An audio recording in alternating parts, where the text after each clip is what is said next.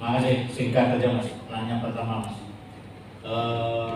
Ya memang sih sebenarnya kalau kita baca Undang-Undang 2592, koperasi didirikan atas dasar kesamaan kepentingan ekonomi.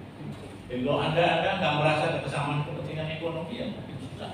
Tapi bagaimana kesamaan kepentingan ekonomi dari berapa orang, mungkin kalau Pak Roto 2 orang, bisa 20 orang.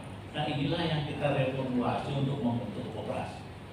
Bapak Ibu sekalian, apa sih indikator sukses suatu koperasi? Sebenarnya ya banyak ya, tapi kalau menurut saya adalah kooperatif efek. Kooperatif efek adalah kemanfaatan ekonomi yang diperoleh seseorang karena dia menjadi anggota ekonomi, menjadi anggota koperasi dibandingkan kalau dia tidak menjadi anggota.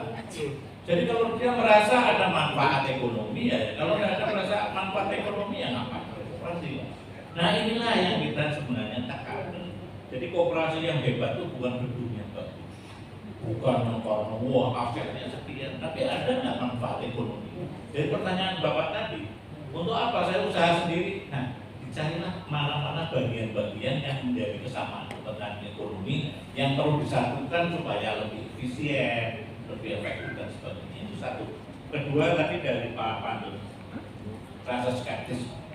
Saya kira jangankan Bapak, saya punya teman-teman mantan pejabat yang calon satu itu lebih skeptis lagi Pak. Koperasi ini penting lagi. Kalau Bapak bilang koperasi sokok dulu, maaf Pak Roto. Saya punya teman dulu harus kekal laksamana pertama pejabat. Itu nggak benar itu hanya jargon. Nah, dia yakin betul bahwa nggak bisa jadi sokok dulu gitu dia. Ini hal-hal seperti ini ya ada. Jadi hal-hal yang wajar saja. Tapi kalau mungkin Pak Suroto, kita harus seperti itu. Memang harus seperti itu Pak Suroto. Meskipun Pak Suroto sampai hari ini juga masih belum kaya karena koperasi yang itu. Dia banyak dapat honor karena jadi pembicara kan. Nah, itulah contoh. Jadi apa masalahnya? Kembali lagi Pak. Political commitment. Jadi saya kira ini menyatu dengan pertanyaan Mas Mufrodi ya. Nuroni. Pak, saya dalam berbagai kesempatan saya memegang beberapa organisasi yang terkait dengan kebutuhan peternakan rakyat. Saya ketua Dewan Persikutuan Nasional. Saya ini ketua Perhimpunan Peternak Sapi dan Kerbau. Padahal saya nggak punya sapi. Tapi saya melihat ada hal-hal yang perlu kita perjuangkan. Apa yang saya katakan? Tugas kita adalah membuat isu politik. Saya kemas menjadi kemasan politik. Saya perjuangkan menjadi keputusan politik. Keputusan politik itu ada dua ininya. Satu dalam bentuk peraturan perundangan datang ke DPR. Kita perjuangkan Pak. Itu namanya keputusan politik. Undang-undang dasar, undang-undang seluruh sampai PP. Itu adalah keputusan politik. Kalau bahasanya Pak Mudiono itu baju yuridis dari suatu keputusan politik. Menteri itu jabatan politik Pak. Jadi kayak menteri itu bikin peraturan segala macam, itu adalah keputusan politik yang kemudian dituang dalam bentuk permen. Itulah. Jadi itu kan sebenarnya di mana letak akan. Kemudian menurut saya justru ini bagian yang harus diambil oleh Anda harus berani memperjuangkan untuk membuat isu politik yang terkait dengan kepentingan politik. Perjuangan Pak. Pernah Anda datang? Saya udah 2 kali tadi saya cerita ke Mahkamah Konstitusi karena ada undang-undang yang kami anggap itu sangat tidak mencerminkan keberpihakan kepada. Terakhir saya kirim surat sama Menteri Keuangan dan saya akan usut terus Pak. Bagaimana pemerintah menyediakan biaya masuk ditanggung pemerintah untuk industri pengolah susu. Padahal peternak sapi perah boro-boro dapat subsidi. Saya tulis surat saya dari Presiden tembusin semua Pak. Kemarin saya datangi ke perindustrian. Saya minta siapa saja yang dapat, berapa mereka dapat, kembalikan itu kepada negara. Wah ini nggak boleh kita harus sekian. Mau saya kejar, karena apa? Ada undang-undang keterbukaan informasi. Seperti itu. Nah banyak yang bisa Anda lakukan, ya lakukan. lakukan dalam konteks koperasi.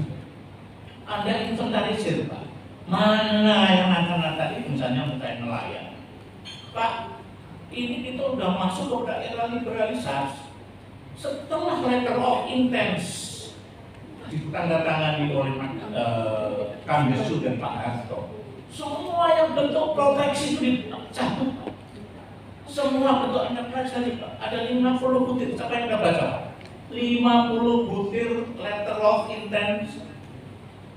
Baca, di mana di situ muncul banyak sekali ketidakperpihakan dari pemerintah karena kita ditekan oleh IMF. Bayangkan, Pak, sekarang ribut, Pak. So dinambah sedikit aja, Pak. Ayam, ribut, Pak. Dulu itu ada yang namanya peraturan pemerintah, tidak boleh pengusaha besar masuk ke pasar becek. Sekarang boleh masuk. Dulu nggak boleh, itu jatahnya ternak rakyat. Sekarang siapapun boleh masuk, persaingan bebas. Kita menganut dan itu sengaja. Jadi tidak ada protes. Ada yang mau Pak Juang? Nggak ada, Pak, sudah 20 tahun lebih, Pak. Saya ini bawa ke Mahkamah Konstitusi, ke Mahkamah Agung. Perjuangan seperti itu. Kalau tadi deputi pasal 63 Undang-Undang 25, semua kegiatan sudah dilakukan oleh koperasi tidak boleh dilakukan oleh yang lain. Ada juga negatif list. Itu sampai hari ini nggak ada PP-nya, Pak. Dari tahun 92, 28 tahun itu ada perintah diatur lebih lanjut dengan peraturan pemerintah. Jangan-jangan bapak-bapak sekalian juga nggak baca. Bisa saja kan? Bahwa di situ ada ketentuan yang harus menjadi perjuangan. Yang memang ini perjuangan moral, Pak. Nggak ada, tapi perjuangan moral. Jadi tadi Pak Andan yang terakhir, koperasi sebagai normatif. Inilah, saya kira gini, Pak, saya yang pesan aja, Pak. IKOPIN melihat nggak data? Saya ini masih perlu jabat di situ, saya tuh ribut terus soal data. Berapa sebenarnya? Ada baca Renstra tahun sekian-sekian, tiba-tiba simpanan koperasi, aset koperasi 200 triliun, yang terbaru itu 316 triliun. Ada apa? Anggota koperasi yang dulu 35 juta sekarang tinggal 11 juta. Itu angka jadi dokumen negara, harus dicek. Jadi menurut saya IKOPIN itu harus kritis, Pak. Banyak sekali, Pak. Saya mau nanya, Pak, tolong jawab. Apa bedanya cooking the book dan the cooking? The cooking book itu adalah buku resep makanan. Tapi namanya cooking the book adalah memanipulasi data. Selama data statistik digunakan pemerintah untuk menunjukkan suatu kinerja, maka di saat itulah terjadi proses penggorengan data. Terima kasih. Saya mau izin menjawab tiga-tiganya, Pak. Jadi tadi pertanyaan 4 ya dari guru saya Pak Andan, kemudian ada Pak Rudi, Pantun dan Pak. Jadi kalau tadi dikatakan bahwa usaha sendiri lebih mudah, ya memang betul karena berisi satu kepala saja. Tapi kalau sebenarnya 20 atau 28 pada undang 78 dan sekarang sudah 9, pasti ada 9 orang kepala yang isinya akan berbeda. Kemudian yang kedua adalah apakah kita banyak masalah? Betul, Pak.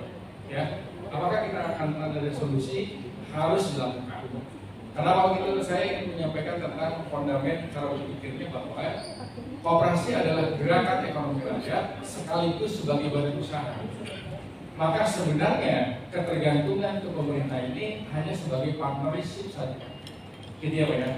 Jadi kalau kita membangun kemandirian koperasi, agar koperasi itu menjadi kuat, maju dan mandiri, maka besarnya itu adalah dibangun dari skemanya adalah bottom up bukan top down.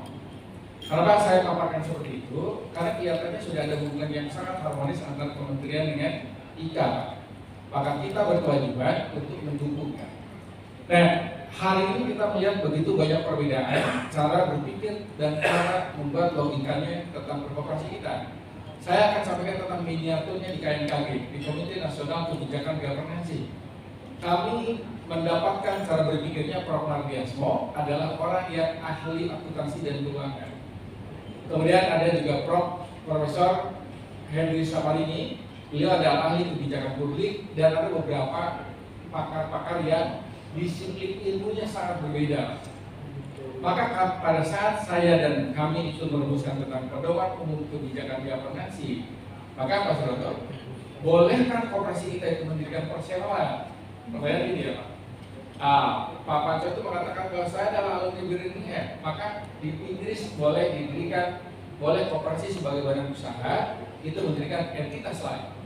Saya hanya menyampaikan di dalam forum itu bahwa koperasi adalah bisnis entitas yang diatur berdasarkan Undang-Undang 25. Perseroan adalah bisnis entitas yang diatur dengan Undang 40 tahun 2007. Maka dua-duanya punya kesetaraan.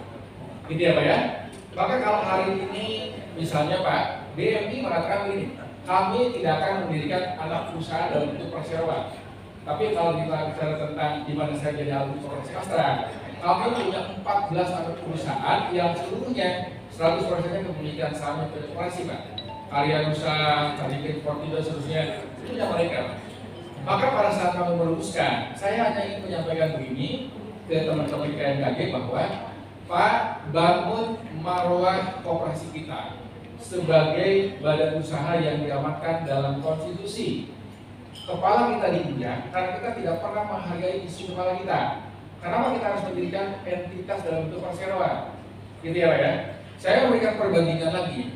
Kalau Astra Internasional itu adalah perusahaan publik dan waktu itu dimiliki oleh Pak William Sudajaya dan saya tercatat sebagai karyawannya sampai dengan sesi terakhir 25 tahun. Maka pada saat itu ada go public dan dipersyaratkan juga harus memberikan saham kepada koperasi, maka di sana terjadi program ESOP, Employee Shareholder Owning Program, program kepemilikan saham bagi karyawan. Apa bedanya sekarang kalau misalnya sekarang koperasi kita ingin dilebarisasi, ingin dikapitalisasi, ingin dijadikan sebagai korporat ya Pak ya? Maka yang disebut korporasi itu di mananya? Maka kajian-kajian akademis saya ini sebenarnya merujuk kepada rancangan undang-undang yang saya susun Pak. Maka kalau Undang-Undang 78 menetapkan bahwa koperasi perkumpulan, Undang-Undang 12 perkumpulan, 25 menjadi badan usaha, dan Undang-Undang 17 tahun 2012 sebagai badan hukum Pak. Maka kalau rancangan Undang-Undang koperasi yang baru, setengahnya menjiplak Undang-Undang 40. Gitu ya Pak ya? Maka hari ini Bapak-Bapak, kalau tadi dikatakan Pak Nurdin akan melakukan resolusi, saya sangat bersepakat karena koperasi sebenarnya gerakan ekonomi rakyat, gitu ya. Dan saya bersepakat bahwa koperasi merupakan badan usaha, tetapi badan usaha yang melaksanakan prinsip-prinsip koperasi Pak. Dan ada jadi diri koperasi Pak. Maka kalau kita bicara tentang prinsip dasar manajemen sistem yang kita bangun Pak, maka di taharan luarnya kita bicara tentang good cooperative governance, tengahnya bicara tentang etika usaha, kemudian tengahnya lagi itu ke dalam etika bisnis, kemudian yang terakhir saya bicara tentang prinsip dan jadi diri koperasi Pak. Maka ini set sistem, ya Pak ya.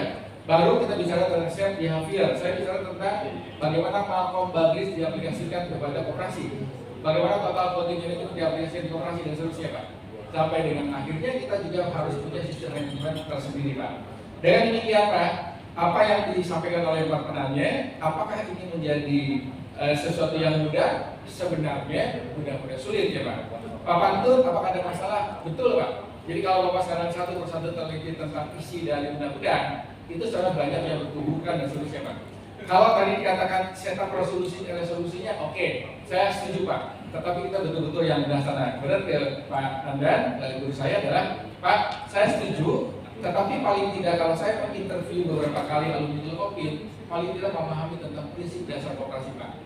Undang-Undang 25 yang terdiri dari 14 bab itu paling tidak mereka paham, gitu ya Pak ya. Nah, maka pada saat mereka sekarang dihadapkan kepada unit bisnis, kita harus memahami tentang teknisnya dan disiplin dimulai oleh Pak. Hari ini ada semangat berkoperasi sebagai usaha bersama yang dilakukan untuk membangun kesejahteraan bersama. Maka itulah sebenarnya prinsip dasar koperasi yang didirikan berdasarkan kepentingan ekonomi yang sama, yang dimodernisasi itu ada prosesnya. Maka di dalam KMKG yang kami susun ada 3, ada strukturnya, ada prosesnya, dan etika berperilakunya. Kita hanya bicara tentang prosesnya. Maka kalau saya masukin ke namanya baris, Pak, maka poin yang kedua, yang pertama leadership, kemudian yang kedua internal proses. Kami ingin memasukin internal proses itu menjadi bagian yang keteraturan di dalam prosesnya membangun koperasi kita, Pak. Terima kasih banyak, Pak. Assalamualaikum warahmatullahi wabarakatuh. Ya, saya langsung singkat saja. Jadi tadi pertanyaan yang menarik bahwa kenapa bisnis pribadi lebih enak dibandingkan dengan bisnis koperasi. Pertama, itu karena sifat bisnis koperasi itu di Indonesia dikembangkan bukan sifatnya mutual interest tadi. Yang kedua, mutual interest itu artinya tidak didasarkan kepada kepentingan menjawab kebutuhan, tapi karena ada program, ada insentif, stimulus program dari pemerintah yang sifatnya public interest. Yang kedua, itu akibatnya adalah orang malas berkoperasi karena manfaatnya nggak ada. Yang tahu manfaatnya itu hanya segelintir pengurusnya yang bisa mengakses program itu, Pak. Biasanya seperti itu. Nah, yang kemudian yang paling penting lagi adalah bahwa asas koperasi itu juga harus resiprokatif. Nah, kita berkoperasi itu tidak resiprokatif. Kenapa? Karena orang bergabung di koperasi itu bukan karena ada insentif ekonomistik. Biasanya hanya karena ikut-ikutan. Karena gua PNS, gua ini gabung, biasanya karyawan ya gitu. Nah, ini yang harus dipahami. Lalu yang paling mendasar, dan ini pernah saya diskusikan sama Profesor Herman, yaitu beliau Dekan Fakultas Hukum Unibro, dan kebetulan ketua di Komida di Malang waktu itu. Saya tanya sama beliau, ada nggak pertanyaan hukum yang membuat kenapa koperasi di Indonesia itu tidak berkembang? Beliau mengatakan pasti ada itu. Lalu apa? Menurut Mas Herman nggak bisa jawab. Saya langsung bisa jawab. Karena Anda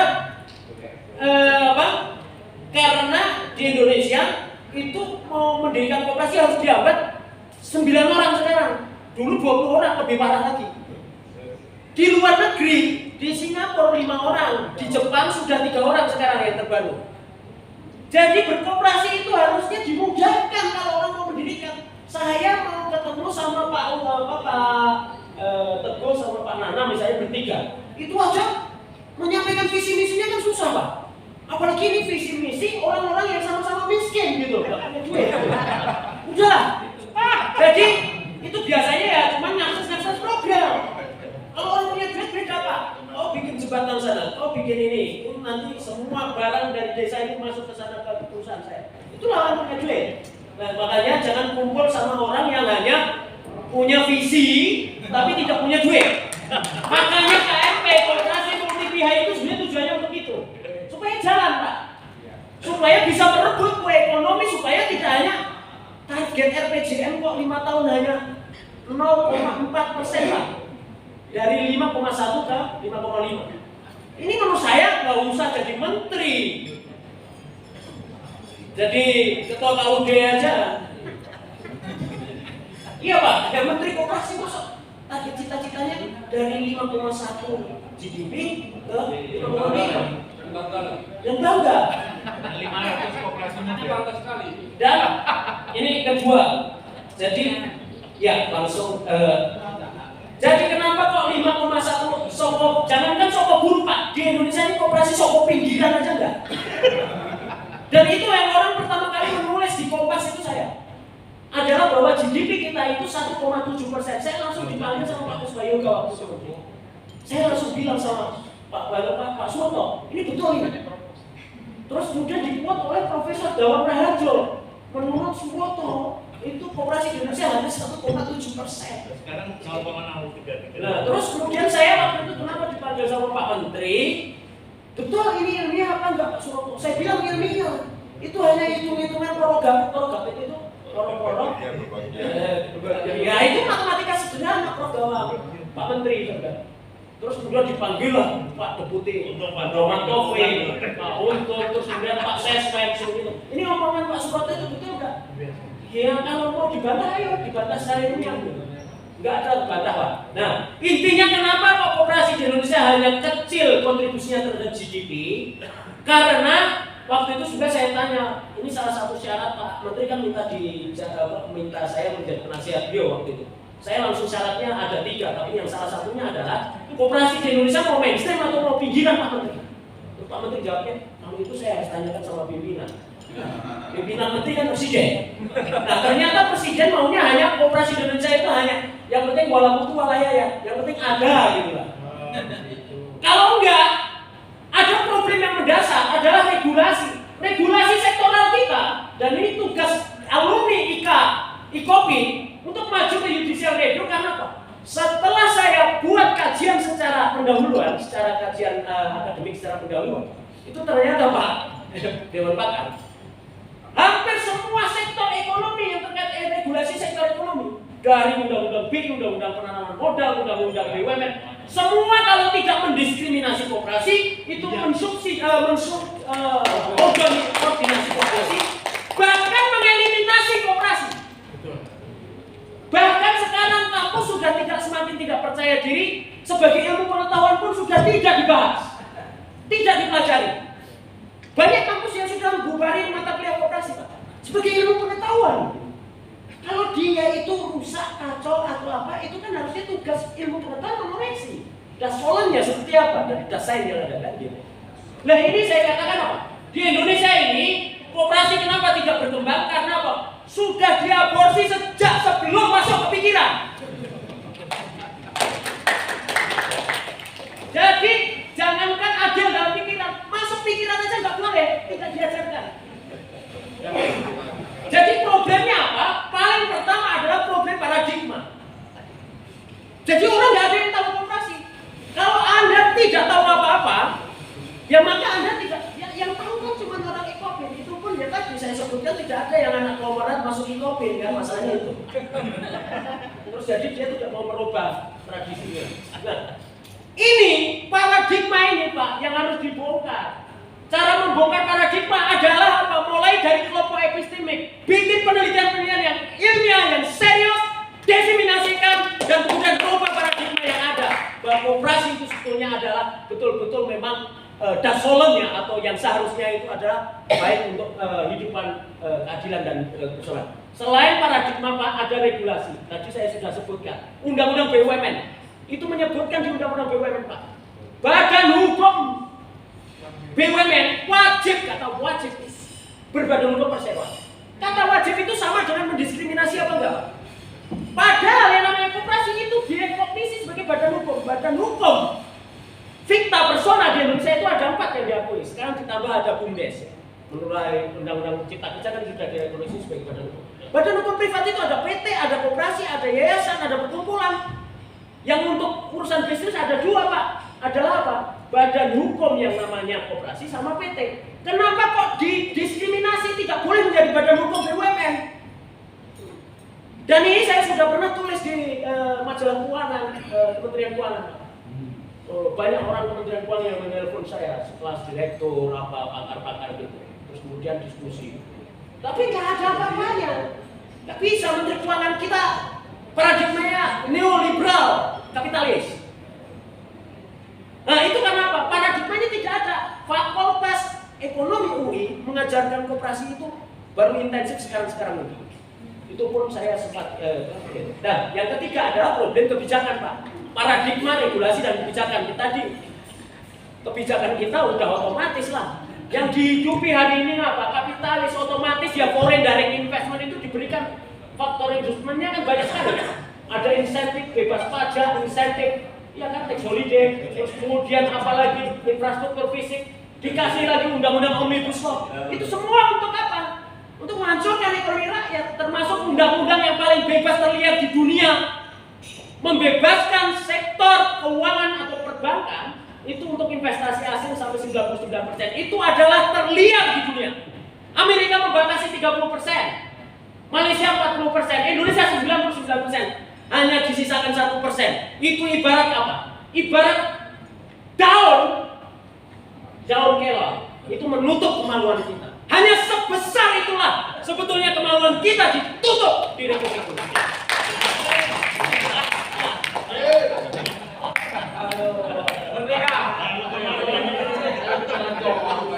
Merdeka. Intinya yang terakhir, kalau urusan kebijakan Pak Nur Hadi, jadi holding ultramikro itu untuk apa sih? Holding ultramikro itu yang baru merger antara BRI, Pegadaian sama PNM. Ini bapak-bapak, ini perlu kita tahu. Ini adalah IPO terbesar di Asia Tenggara, Asia Pasifik Pak. Sampai 100 triliun loh nilainya. Dan ditambah imbreng ya, masih imbreng sama IPO-nya itu sekitar. Bayangkan Pak, ini jelas-jelas nyata-nyata akan membunuh koperasi kok. Pertama, koperasi itu dibunuh. Ya, kita ngomongin koperasi di Indonesia ya, yang kontribut terhadap ekonomi kan baru sifat pinjam. Sudah 80% kan begitu kan Pak Nana? Ya. Itu dari sifat pinjam. Nah, yang sifat pinjam yang ada aja ini mau dibunuh lewat holding ultramikro. Pertama, kenapa saya katakan dibunuh secara sistematik? Pertama, bank dikasih LPS, dijamin simpanannya, dibangun itu trustnya melalui LPS, masyarakat mau nabung di situ, cost of-nya rendah. Lah koperasi enggak, harus ngiming-ngimingin nasabah supaya menjadi anggota dengan apa iming-iming bunga tinggi. Terus kalau bunganya tinggi dimarahin, dibully. Ini kan diskriminasi nih. Bank dikasih, koperasi nggak dikasih. Bagaimana orang mau menyimpan di koperasi kalau tidak iming-iming bunga tinggi? Pak Jabari catat omongan Pak Deputi itu, karena ini harus dikawal Pak, tahun ini harus keluar LPS. Itu sudah kita perjuangkan 20 tahun yang lalu ketika saya aktif sebagai kurcaci di Lembaga Studi Pengembangan Koperasi almarhum Indonesia. Sampai hari ini belum terrealisir. Kedua, jaminan kredit apabila macet lewat Jampindo Askrindo itu 80% dana kor kalau macet itu saudara-saudara sebetulnya itu 80% kalau macet itu ditanggung negara, jadi nggak usah dibayar. Dan itu dialokasi melalui skema modal penyertaan sama dana perempatan di 2 BUMN yang namanya Askrindo tadi. Yang ketiga, koperasi dibunuh dengan apa lagi? Dibunuh dengan bailout. Bank begitu bangkrut bailout, Century mau apapun, JPSK, Jaring Pengaman Keuangan Negara, keuangan itu sudah kan skematik semua untuk itu. Koperasi nggak ada, ya ibaratnya koperasi itu sudah orangnya kurus kering seperti saudara Suroto, terus kemudian suruh naik di atas ring bertarung dengan Mike Tyson, dan Mike Tyson dikasih apa? Baju besi baja, terus kemudian multivitamin dan sebagainya, dikasih senjata tajam suruh bunuh Suroto itu di atas ring. Kira-kira Anda bisa bayangkan seperti apa? Itu kan karena doa seorang orang seluruh Indonesia masih hidup, karena doa-doa leluhur. Maka dari itu Ikopin harus tetap ada dan kemudian berkembang menjadi utilitas yang besar. Luar biasa sekali. Ya, semangat sekali pembicara kita ini Pak Teguh, Kak Nana dan Mas Suroto. Karena waktu juga terus terang ini ternyata nggak cukup sebenarnya kalau kita lanjutkan, menarik sekali bahasannya. Tapi karena keterbatasan waktu, karena ada acara kita harus selesaikan lagi, kita ucapkan terima kasih kepada para bicara, Pak Teguh, Kak Nana dan Suroto. Lain waktu mungkin kita ada kesempatan untuk mengadakan acara yang sama. Kita beri aplaus kepada pembicara. Ya, terima kasih. Mohon maaf apabila ada kekurangan ataupun salah kata. Wassalamualaikum warahmatullahi wabarakatuh. Silahkan saya kembali ke MC.